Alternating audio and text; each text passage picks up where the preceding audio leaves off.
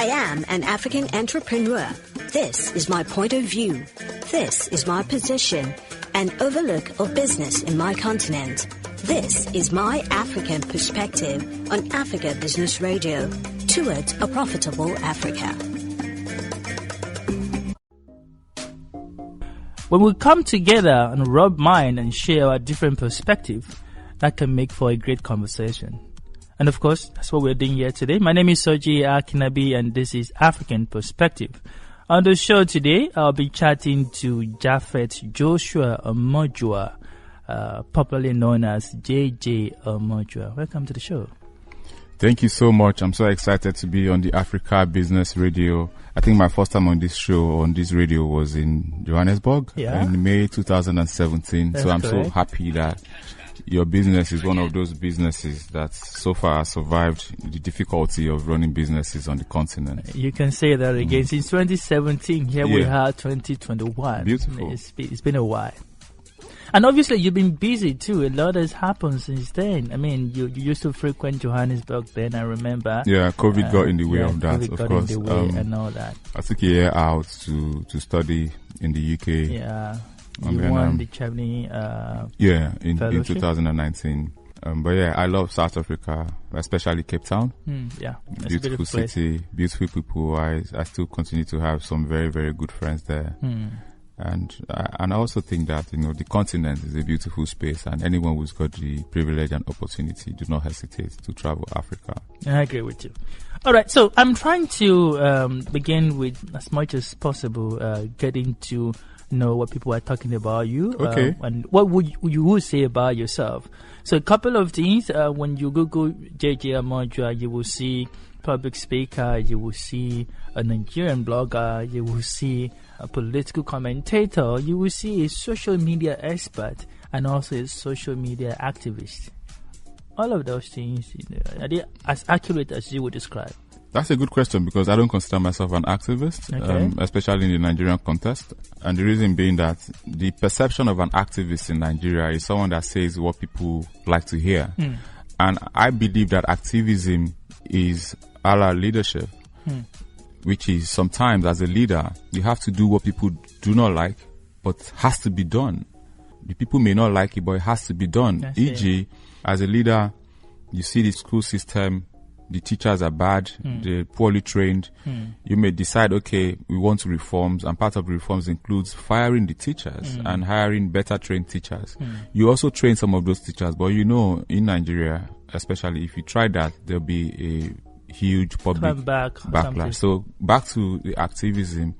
As an activist, in Nigeria, activists are supposed to, for instance, demand for the reduction of public services. So government has built a train to connect, let's say, Abuja to Kaduna. If government prices it at the price of the market, let's say, after they've checked everything, to sustain the train so that the train continues to be a going concern, let's say that the price is 10,000. If government decides to price it at 11,000, which means 1,000 naira profit. That's correct. So that they can pay salaries and other stuff. And maintain. A regular activist will say, how can you price it at 11,000? Make it 5,000. Let the people get something. I would never do that.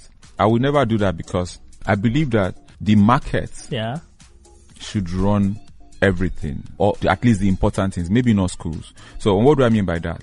Let the services pay for themselves. That way, 10 years down the line, 20 years down the line, you will not need a government to build that thing. That thing will build itself from its profits. And so it is sustained. The reason why today we don't have a NITEL, we don't have a Nigeria Airways and all those other public services is because we ate our seed and our harvest at the same time.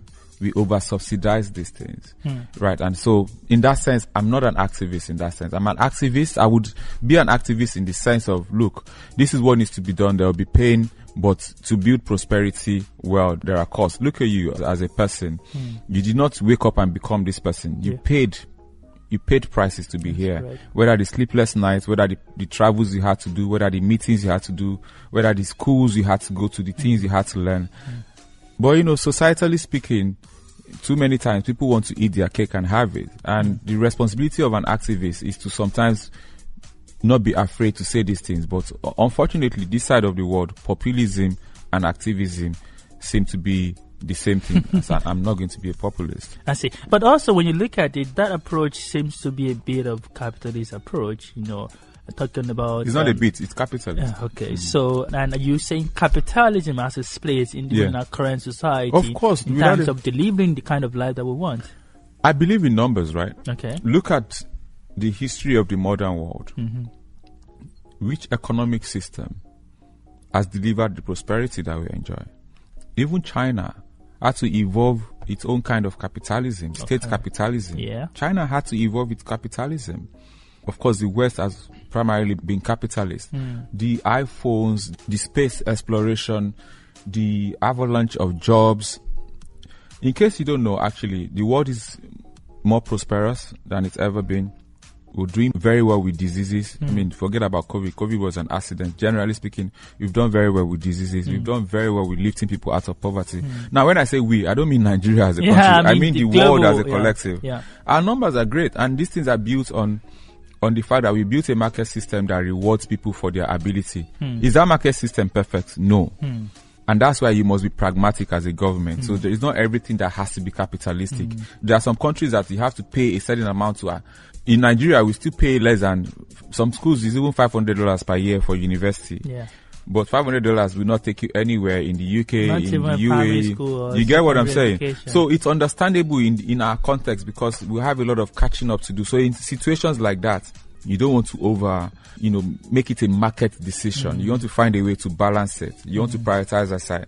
But we have no business buying for the cheap prices that we buy them because we're subsidizing consumption. Yeah. If we're going to subsidize anything at all, let's subsidize research. Let's subsidize production. So our priorities are really, really bent. But, straight to the question, I think in the absence of anything better so far, I think capitalism has really done well for the world. But we must find a way to continue to tweak it so that it continues to work for the majority of the people. Interesting. Yeah. All right, I'll move away a bit from that. So the other part is, of course, a political commentator. Is that accurate? The people just really throw words around. Every Nigerian by design is a political commentator. Okay. Because every Nigerian speaks about Nigerian politics, one way or the other, whether in their rooms, in their offices, or the telling difference for mine, maybe my voice is bigger than most people.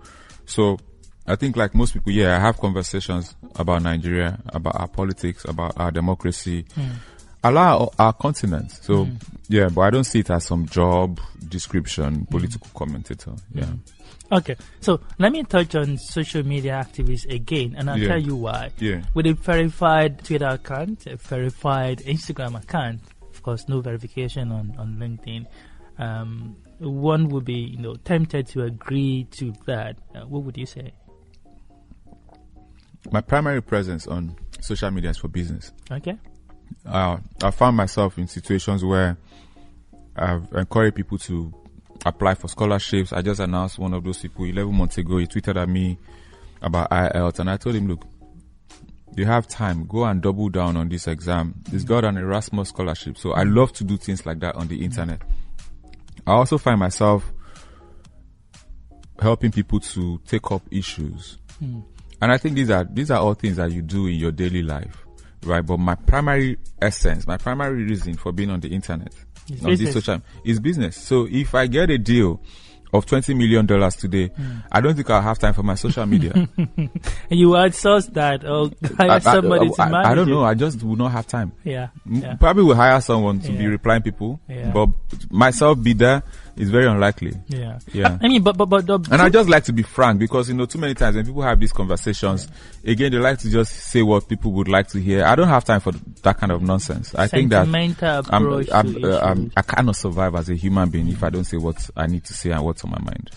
I see. That's interesting. But one cannot, disagree to the fact that you have quite a high level of influence, on the social media platforms that you are in. That really goes without saying. What does that influence do for you? Does it help you in your business? It's a gift and a curse. It's a gift and a curse in the sense that, of course, clearly helps in business. But it's a gift and a curse in the sense that also you're not able to say certain things that you would ordinarily say because they end up in the papers or in the blogs. Meanwhile, you're just trying to have a conversation. And there's also, whether you like it or not, as a public figure, you also exist in a kind of box. where you cannot do certain things because of society's expectations. I know by design the society is hypocritical. There are some especially things, this part of the world. Yeah, generally speaking, the society is hypocritical because there are some things some other person would do. Society would not even pay attention or care. I see. And then another human being, and now society says we are all equal, but then another human being does exactly the same thing. Then they're looking to drag you. They're dragging you because they are hypocrites. They're dragging you because you've achieved a certain level of success, and they are demanding different from you than they are demanding from the other person. Now they will say, to whom much is given, much is expected. But who gave you though? Who gave you? Did you ask for the pedestal, or did you work for the pedestal? So by design, all of us are hypocritical anyway. Interesting. Yeah. All right. Let's open up the conversation a bit more. Currently, the whole world is battling with the COVID-19 pandemic. Yeah. Of course, like you said, we've advanced in terms of the way we manage disaster like this. Obviously, COVID-19 came as a shock and a surprise to everybody. At a time where there was a lot of enthusiasm about what can happen, especially with regards to Africa, how things can be better, and how young people were beginning to wake up and, of course, begin to do great things. What do you think has happened with regards to COVID-19 since the last year? Of course, that was when it started, till now. And what would you say about the COVID-19 pandemic itself? I think the worst thing to happen to the world in my lifetime, without a question, there has been nothing, there's been no phenomenon that has and will continue to affect the world for the foreseeable future in the way that COVID-19 has done. There was a world war, the first Great War, the second Great War. There was also the Spanish flu. Yeah. But the telling difference between the world wars and COVID-19, for instance, even though they were called the World War, if you check the map of the world, the countries that participated in that war, it was not the entire world. Not the entire world. Of course, countries like Nigeria sent soldiers troops abroad, but we were not like a theater of war. Yeah. Right, and we're not part of the war as an entity. We're not even an entity at the time. We're a colony. But with COVID-19, every part of the world is a stakeholder, in quotes, right? All of us, the devastation cuts across. The outcomes and consequences cuts across. If there was ever a thing to make it clear that we are indeed one world, if we ever doubted that reality, COVID-19 has shown it, because how the COVID-19 spread? It spread by people. And the bottom line is that people traveled from the first point of contact, which is perceived to be Wuhan in China. And that person, the connection of that person connected the entire world. It was one human being. If there was no COVID-19, it would have been difficult for somebody to imagine that the world would connect, because by the end of 2019, infected, your face will turn red. It means that first person would have transferred it to somebody. That person's red face goes to another country, and before you need the entire world. So we are a connected world. And one of the biggest lessons we have to learn when we come out of this situation, and it's a big win because nobody really knows. I'm happy for the vaccines. Thankfully, even if you get infected, having been vaccinated, you have a higher chance of survival. In America, COVID-19 latest new infections are affecting mostly like 95-98% of those that have not been vaccinated. So if you're under the influence of my voice right now, you're actually in a better position to be vaccinated. Just recently, 2 or 3 days ago, I read that somebody who had refused to be vaccinated caught it and, unfortunately died. People have their concerns, conspiracy theories and the likes. But you buy food, you buy drugs normally. If somebody wanted to kill all of us, they wouldn't have needed COVID-19 to happen. They could easily work with water. Water is universal. The Atlantic Ocean it connects virtually 2/3 of the world. They could easily have done something like that. So, yeah, it's a bad place to be. It's devastating. We'll continue to deal with the consequences up till the year 2030, if not beyond. Because if you remember, the financial crisis of 2007, 2008, we continue to feel the effect 12 years after. Of course. The economies have not generally been growing as fast as they were growing before that financial crisis. And COVID-19 is far more devastating, several times far more devastating than that crisis. So there's a lot of cost to be paid for this virus. We're still paying. We'll pay for a while. Interesting. I like how you describe it, actually. All right. So now, still on the COVID-19 and of course more global issues and all that.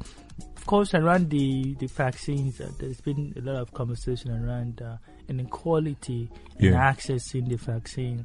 Obviously, in this part of the world, we depend on the Western world, a much more developed world, to supply us the vaccine. And we've always been depending on them for a lot of things. What do you think these would teach Africa? And is Africa going to now begin to wake up and begin to now start putting things in place? Because it's more like we don't care about research. We don't care about things that can make for a much quality life for our people in this part of the world. We just want the rest of the world to do it for us. So what do you think this would teach us? And is there going to be any change? See, it's the risk of sounding like I can't remember this idiom where you constantly saying the same thing every year, right? But what I would like to say is that I like to speak more from the optimistic side. Okay. And which because pessimism is a dime and a dozen. Everybody's largely pessimistic about the continent. But I'm excited about young people, the prospects and the influence and effects of technology. A lot of investments coming into an industry that even 10 years ago was probably attracting less than $1 million, $2 million. 2019, we did about $2 billion in investment. 2018, it was about $750 million. 2020, even much better numbers. So situations like that and ideas like that excite me about our continent. Politically speaking, we're not where we used to be in the late 80s and the 90s and maybe even the early 2000s. But unfortunately, in many cases, the civil space is shrinking, even in countries that you'd expect to do better, like Nigeria. And sometimes, so in the past, dictators used to dread elections. But generally speaking now, dictators even use elections to validate themselves. So these are the new trends that we need to pay attention to understand that elections don't necessarily mean democracy, because we have sham elections. And, if you look at I don't want to start mentioning specific countries, certain presidents have just organized elections and continue to perpetuate themselves in power. And also, again, the world and the continent addresses these issues differently. When the president is doing very, very well, people tend to look away and say, well, he's doing well. Wow, who are we to... Which means that you cannot have a trusted conversation when somebody who is not doing well does the same thing. We need to find a way to make sure that our views on these issues are consistent.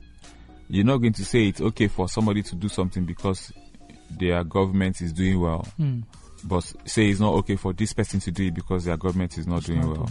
If it's not democratic, if it's a sham election, it's a sham election. It doesn't matter whether this person is a darling of their people or this person is not a darling of their people. All right, so on that note, before I move away, what do you think young people can start doing? Because just like you said, election really doesn't mean good governance in Africa.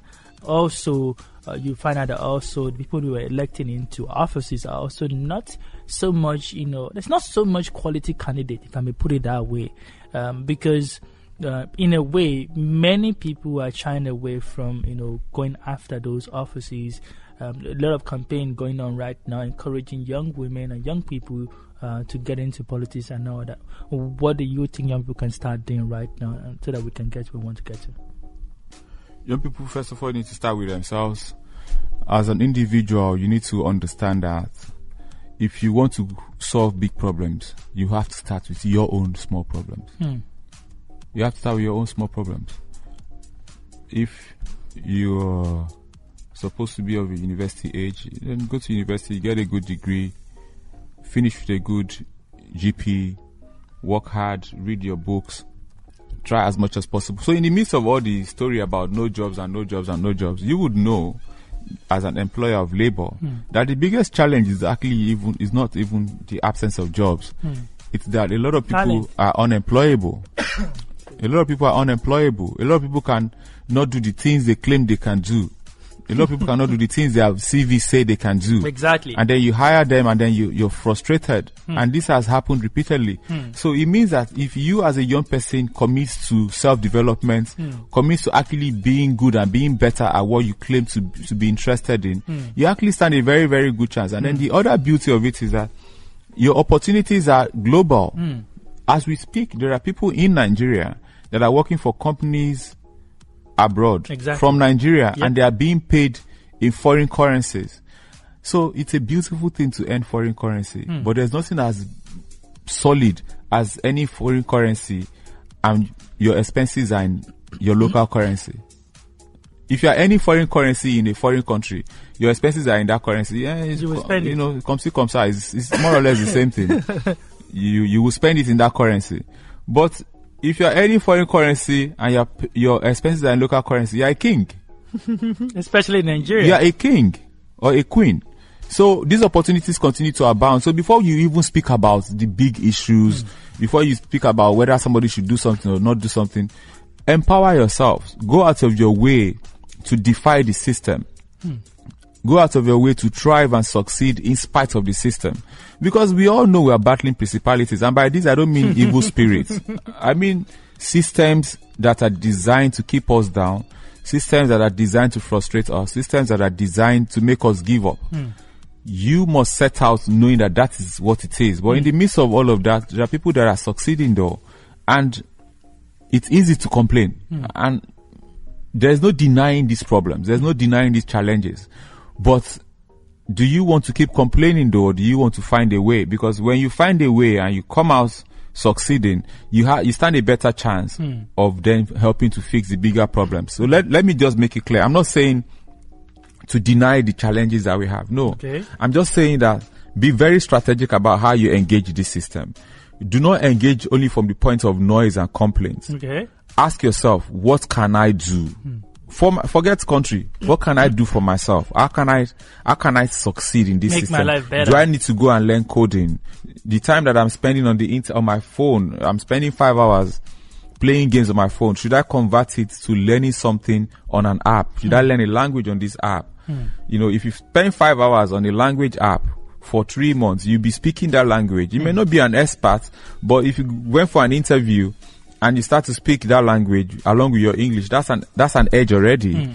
If people, another thing we challenge we have is professionalism. People don't deliver on time. They don't arrive on time. If you intentionally say, I'm going to be different from those people, that again already sets you apart. If you're respectful and cautious, that already sets you apart. Your responsibility is to always find a way to set yourself apart. If you do not do that, then you become a part of the mass. And the challenge with being a part of the mass is that, yes, you have to then depend on government to solve your problems. And you know what happens when you depend on government to solve your problems? Just look at the history of our country. It's a long wait. All right, so I want to talk about more global issues. Now I want to go to the Middle East. Is that fine? Yes. Okay, so currently a lot of tension is building up again. Just recently, there were indications that some high-level officials went to Washington, of course, from Iraq, actually. It's an indication of some sort of alliance between Iraq and the U.S. And apart from that, also, just yesterday, the defense minister of Israel was saying that the country is ready to strike Iran. Amid a couple of tension and all of that, within the region, especially there was some sort of a deadly tanker attack around the coast of Oman and all that. So a lot is happening. Tension is building up again. Just recently also there were some sort of back and forth firing between Israel and Iran, which of course caught the attention of the world again, even in the midst of the pandemic. Where are we going with the Middle Eastern problem? And with the alignment that is maybe will happen between Iraq and, of course, the U.S., and there may be eventual isolation of Iran, and because this is how I see it playing out. So I'm not a fan of algebra and equations. Okay. Yeah. While I was in secondary school, I had to take extra time to learn algebra, the Y, the X, and, this mathematics that looks like Greek, the different symbols. But I would choose to solve those problems than to try and discuss the Middle East. I think that the Middle East it is, and unfortunately for a long time will continue to be one of the world's most complex problems. And anyone who tells you that they have a solution to the Middle East, they do not understand it. Because, in my opinion, it will be a question of compromise rather than a solution. There are demands that are being made from different sides that none of the sides can grant. And a time has to come where everybody has to wake up and say, look, this thing happened in this year, this thing happened in that year. Now this is this year. How can we sit down, reach compromises so that we can stop these killings? And I like that Israel and the UAE are piling up. Yeah. Israel and Saudi Arabia. One of the credits which is funny, Donald Trump didn't do a lot of good things. But I think one of the things that he did well was to try and amend the relationship between Saudi Arabia, Israel. I wouldn't even say they're friends, but again, compromises. Look at intersections and where things can work. I think that Iraq was not handled well by the United States. I think that Afghanistan was not handled well. I mean, look at the withdrawal; it's only going to cause more problems.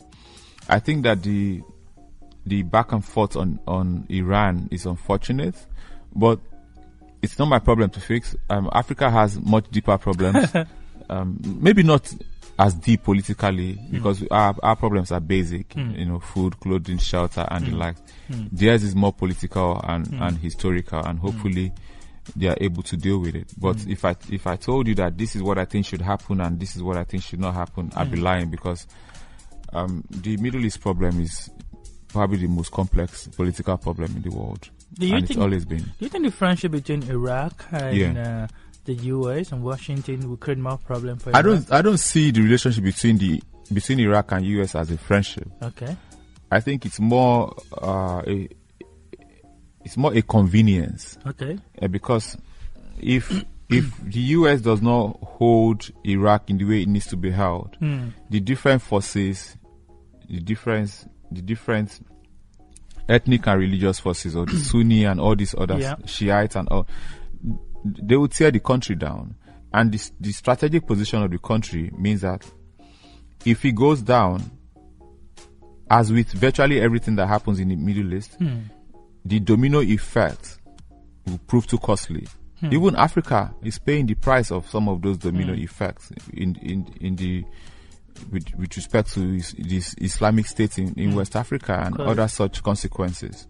So even though it's proving too expensive, America is spending humongous amounts of money maintaining security in these countries.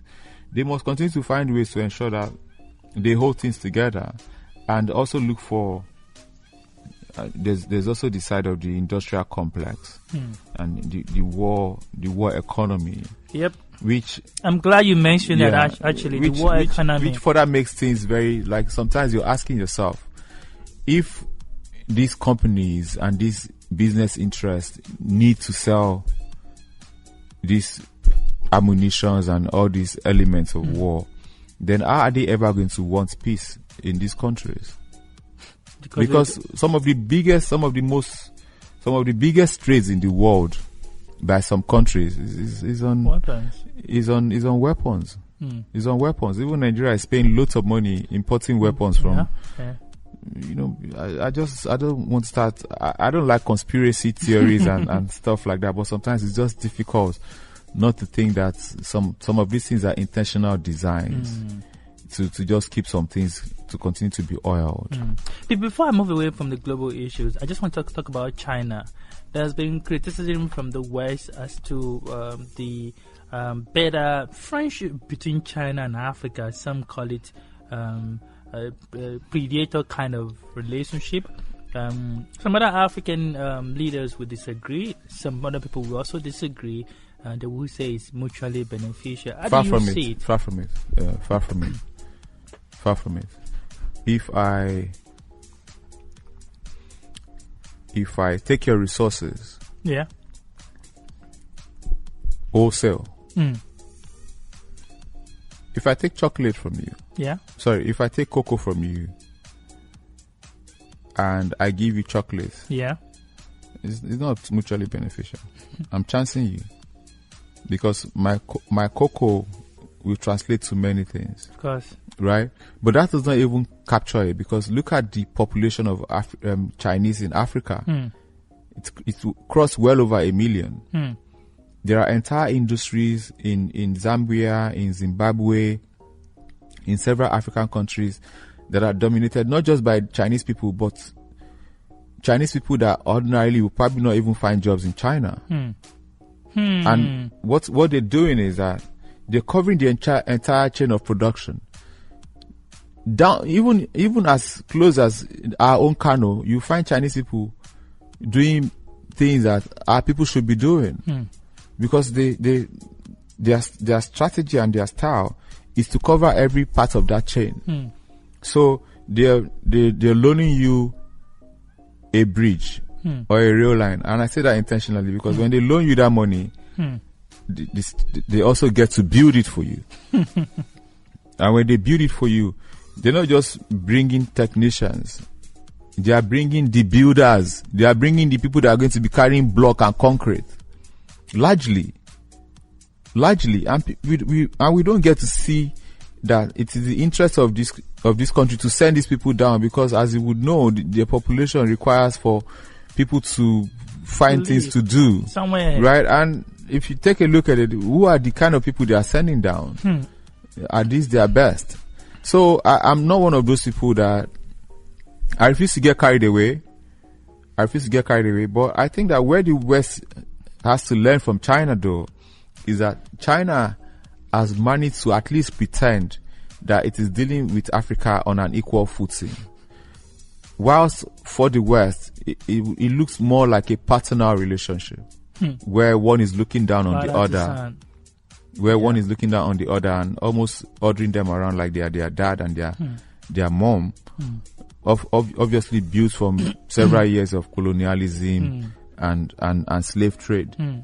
But what China has done differently is to make it, at least on paper, look like it's an equal. Of course, I know everybody who's paying extra attention would know that it's not an equal relationship, right? We're losing more because these natural resources that we're giving away to China are translating to more jobs. Because when you send natural resources away, you don't just send natural resources away, you're also exporting jobs. If we made China to create those products in Africa, then I would say, okay, we're getting a good deal. Because then, and when they create those jobs, when they add value to those resources in Africa, also to ensure that those jobs are being taken by Africans. But if they were to even do something like that, they still would bring their people to run across the entire chain of production. So I'm not one of those that think that China is Father Christmas. China has never been Father Christmas to the continent in any way. But it's done so well in making itself be perceived as one. As a good guy. Yeah, and we're not going to even start talking about its human rights issues. All right, so let's move away from that. I want to talk about personally how I see you. Okay. But we're going to go from all these big stuff to my personal. Yeah. Let's tone it down a little bit. I thought we would have started from something light to those big. But it's all right. It's all right. You want something light? No, it's fine. It's fine. It's fine. Okay. So, personally, I see you as a media entrepreneur. And I think entrepreneurship within the media space is not like entrepreneurship in other industry. I think so too. And many people get that wrong. Many people think it's just about the talent.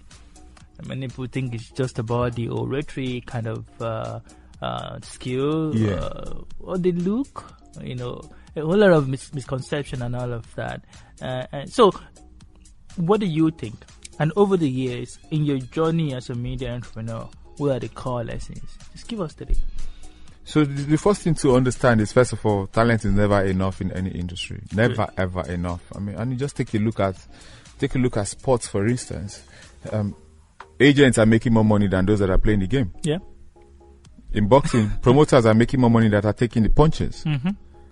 In music, the labels are making more money than the artists. Yep. So talent is not enough. Business sense matters. But coming down to media specifically, the one thing one has to understand is that the space is evolving and it continues to evolve. Even new media is no longer as new as it was. Right? Because conveniently, Facebook has been here since 2004. Twitter has been here since 2006. Of course, they became popular collectively just before the 2010s. Right? And they've become a part of our lives now. So much so that the legacy media have found a way to fuse their ways with these platforms. And you can literally host a radio program through your phone. Of course. Right? From the comfort of your room. You can host a podcast right in a plane. You can be in a plane and you're hosting a podcast. Right? And that's how the world has changed. And so it's a lean system where I remember those days when a TV station wants to do a live event and, you know, those OB vans is so massive, big OB and massive and stuff. But I can put my phone in your face right now and I'm broadcasting to the rest of the world live just with my phone. And what that says is that the media space has been democratized. You don't have to have loads of money to get started in media. And that democratization has happened across different spheres of media and entertainment. So the gatekeepers of movies, for instance, are now so desperate to bring Instagram comedians to their movies because these people now have the views, controller of influence, and the influence, and then they can help you sell your movies. And all of these are all factors that you put into, and they also don't even have to be in your movies because they're genuinely making far more money per skit. Some of them are making far more money per skit than they would make even if they were the star of these movies. So everything is evolving, and the biggest winners are those that will make sure that they are paying attention to how things are changing, and if they have the resources, actually helping to lead the change themselves. But it's exciting times. Gatekeepers may not disappear, but their influence will continue to reduce. Whether, you know, if you are going to publish a book today, you don't need a publisher, as a matter of fact. Just go and host it on some website. You don't even have to print it. You don't have to print the book to publish the book. E-book. Write it, host it, and you're selling. If you want to be a lecturer and you want to teach, say, broadcasting, you don't need to go join a university or any faculty. Just develop a course from the comfort of your room and host it on a platform. All that needs to be done is just make sure it is excellent enough for people to say, okay, this is great. I'd like to pay $5, $15, you know, whatever dollars as subscription. So it's, for me, in the midst of all the challenges we face, there couldn't be a better time in the history of time to be alive. A world where you really literally can be anything, just using your phone and plugging it to the power of the internet and accessing a literally these days, at least with respect to the internet, borderless world. So the lesson, what about the lessons? So the lessons were infused in what I said, which is number one, you don't have to have a huge amount of money to get started. Okay. If you have a phone, if you have internet, then you just need to go and find out what is it what apps or whatever you can do to get started. But you don't need a big budget. Number two is to understand that these spaces have been democratized. So as a gatekeeper, you have to evolve to continue to be relevant. Number three is regulations have changed. Organizations that were regulating for their countries now have to understand that people can even broadcast from outside your country and they can be accessed in your country. How do you negotiate that situation? Then number four is the fluidity of media. How initially each media seemed to be separate. Now they are fused. There's that, and then the other thing is the OTT, these other platforms where you can choose what you want and pay, you know, the Netflixes of this world, the Hulus of this world, the HBOs of this world. And, you know, pay-per-view has always been, but even those are evolving. So this for me are just to understand that, first of all, just pay attention and see that if you're living in a space and that space is changing, you have to go out of your way to pay attention to that change, to actually notice it. Because, the reason why it is easy to boil a frog is because whilst the frog is in the water, it is not paying attention to the fact that the water is boiling. Before the frog realizes that the music has changed, it boils to death. Almost too late. And for most of us, that's actually what happens. Society is changing right before our eyes, but because we intuitively do not have the capacity to pay attention to that change, we are left behind. So what you want to do is always use a third eye to look at the world and to see what's changing. What should I pay attention to? How can I survive? When I was in secondary school, we were being taught how to use typewriters. By the time we left secondary school, typewriters had disappeared. That was such a wrong move. We're being taught shorthand. Should we have used the time we're using to learn? I've never used shorthand in my life. Should we have used the time we're using to learn shorthand? And I'm not saying no knowledge is lost, but in a world where you can do many things, you might as well prioritize what you want to do. So could we have used the time we're using to learn shorthand to learn coding, for instance? Because coding now is very relevant. Shorthand, not as much. Because the essence of shorthand is when I'm interviewing you, I can easily take my notes without writing the full sentences. Now I just need to press my phone and I'm recording. So it invalidates the essence of spending that much time learning shorthand. Right? So we must rethink our educational system. We must ask ourselves, the products we are pushing out of our universities and the demands of our economy, are they aligned? If your economy is asking for people that need to understand coding and programming and emotional intelligence and artificial intelligence and data analytics, and you're pushing out civil service minded graduates, then that's a problem. It's a disconnect. That's a huge disconnect. And then it costs you even more, because then these companies then hire them. If they finally hire them, then they have to spend 6 months training them again. That's money that could have gone into something else. So everything, we must rethink everything. And the world is changing so fast that we must constantly do the rethinking. So it's not enough that you're up to date today.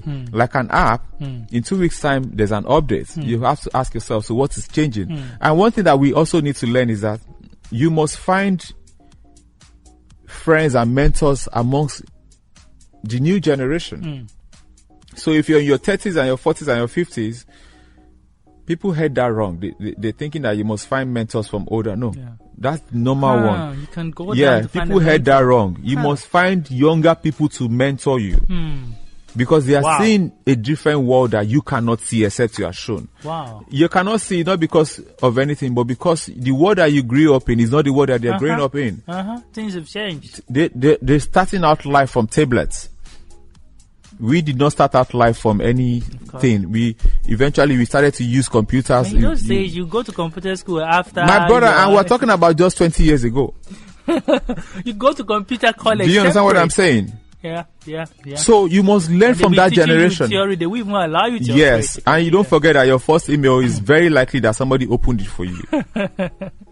One of my friends is a huge investor in the tech industry. In the 90s, his first business was to collect 150 naira from people and register emails for them. Whoa. Imagine someone doing that as a business today. It wouldn't sell. It wouldn't sell, right? But that was the time then. And now we're here. When a generation, their first good morning, it's on Skype. It's on their phones. It's on Zoom. It's on Instagram.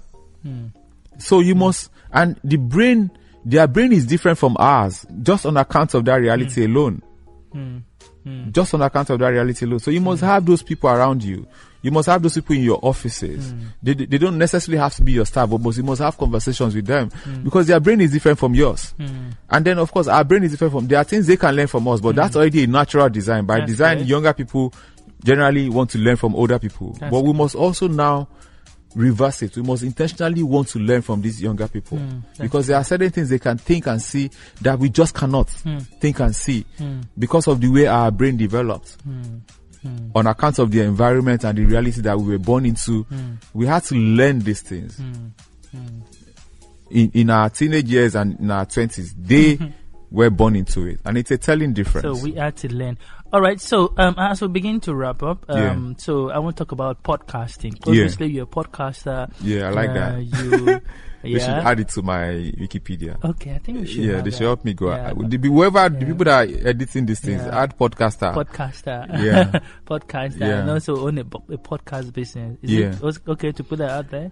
Well, I mean, I'm a podcaster. I think that's a good one. Yeah, I'm a podcaster. Yeah. What do you see the future of podcasts being, especially in Africa? Exactly. I like that you say that because podcasting has already grown massive in the United States and certain other countries. The numbers are extraordinary. Podcasters are making hundreds of millions of dollars. It's a full-time job. Correct. A full-time job. Correct. It's not a side run, as it were. And here it's still a growing space. I'm privileged that I earn money as a podcaster, but that's not the case for many people. We're still just trying to. It's a new space in many ways. But I think that as more people on the continent continue to connect to the internet from their phones, then they would be more inclined to listen to podcasts on their phones. And I'm not one of those people that think that radio will disappear. I think radio will evolve. Right? Radio will evolve. So it's possible that you can host a podcast. It's a podcast independently, but it can also be hosted on radio. So all of these things will interwove, and it will almost be a kind of Voltron where it has many parts. It's one, but it can also be separated as individual parts. And I think that's what is exciting. And I think that for the continent, which is Africa, one of the things that gives me hope for the future is the potential impact of technology on our ways of life. And what we just hope that the principalities and the forces that always try to get in the way of these things get tired of trying to stop them. Because really and truly, they will slow these things down. Yeah. But ultimately, what will happen, and that is a world where technology runs things. I like that. What will happen, will happen. I think we can end on that note. Any last word? There are no last words because I'm not done talking. I like that. JJ Omojuwa is not done talking. I'm not done talking too. But I think on this note, we can bring this podcast the pleasure is mine. To a close. Thank you so much. The pleasure is mine. I had a great time. Yeah, me too. I think I like the fact that we're able to talk about different issues, even though I had to be going, it's fine. I had fun. Yeah. Thank you so much for coming. Beautiful space. Thank you. Great job. It's a big deal to run a media business, a Pan-African media business, by the way. And I knew about your radio 4 years ago, so which means that it's at least 4 years old, probably 5-6 years old. Yeah, so that's a big deal, half a decade, and congratulations. If there's a clap app on your, I'd like for you to do an applause to Africa Business Radio. Thank you so much. Yeah, it's goodbye.